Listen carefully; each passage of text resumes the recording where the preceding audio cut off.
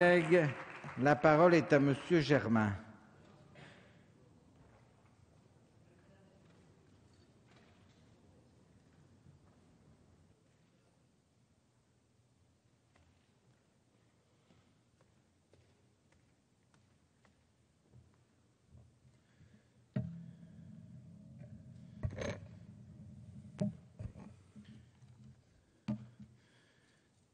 Monsieur le Président, Monsieur le Ministre, Monsieur le rapporteur, chers collègues, c'est indéniablement un des votes les plus importants du quinquennat auquel nous allons procéder dans quelques heures au terme de nos débats.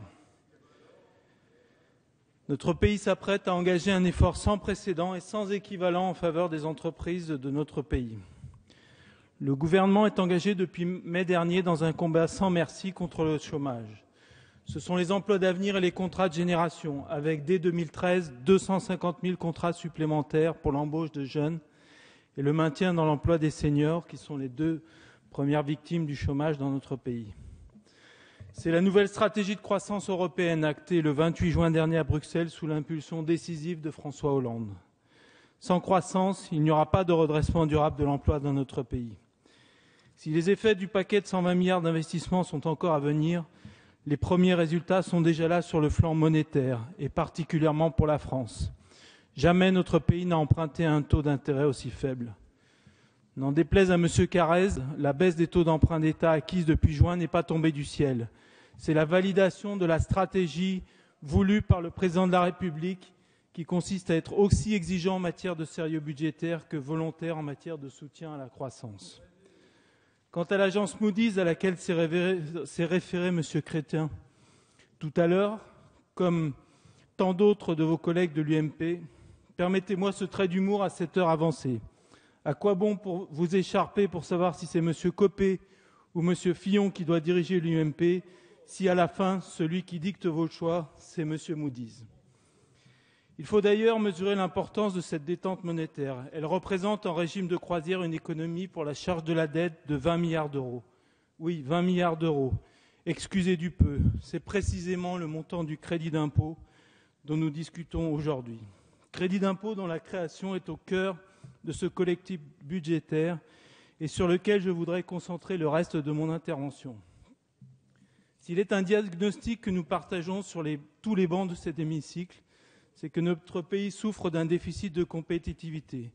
Un chiffre le montre, celui de notre déficit commercial, 70 milliards d'euros alors que nous étions en excédent il y a 10 ans. Nous partageons le diagnostic, mais nous ne partageons pas les conclusions. Pour nous, si la France a perdu des places ces dernières années, c'est d'abord parce qu'elle n'a pas eu de stratégie industrielle. Nous ne croyons pas que la main invisible arrange tout. La compétitivité, c'est un État redevenu stratège, capable de donner le là, et il le sera avec la Banque publique d'investissement dont nous avons décidé la création la semaine dernière. C'est aussi donner aux entreprises les moyens de gagner en performance. Le gouvernement a fait le choix d'aller vite. Je soutiens 1000 fois ce choix.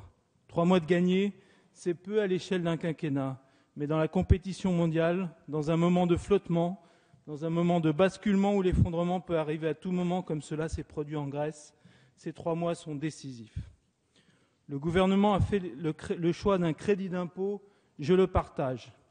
Cela permet, comme notre collègue Pierre-Alain Muet l'a dit tout à l'heure, d'agir dès 2013 sur la compétitivité et de reporter à 2014 le financement. Cette année de décalage est décisive.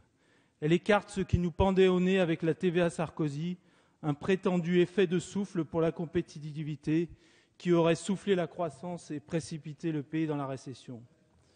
Gouverner, c'est l'art d'exécuter.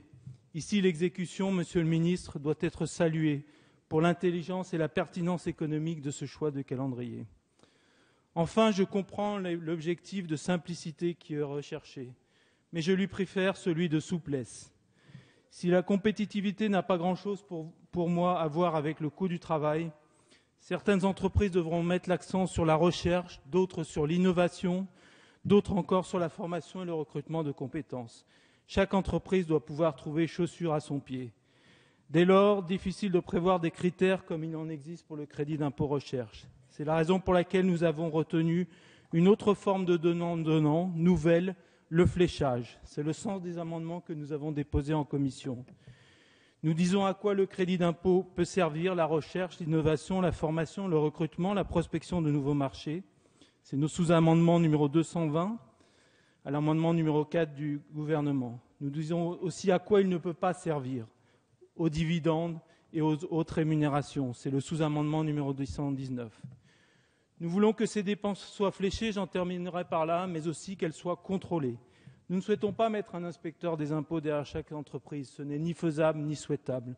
Le contrôle doit être social, selon un mécanisme qui sera précisé dans une loi en début d'année prochaine, au terme d'une consultation des partenaires sociaux. C'est le sens de nos sous-amendements numéros 218 et 216. Les entreprises devront rendre compte de l'utilisation du crédit aux salariés et leurs institutions représentatives et, le cas échéant, si le crédit d'impôt n'est pas utilisé pour la compétitivité, nous souhaitons que des sanctions puissent être prises. La simplicité n'exclut pas l'exigence. La confiance peut aller de pair avec le contrat. C'est la voie que nous voulons tracer ensemble pour réussir ce grand bond en avant de la compétitivité que nous souhaitons tous. Je vous remercie.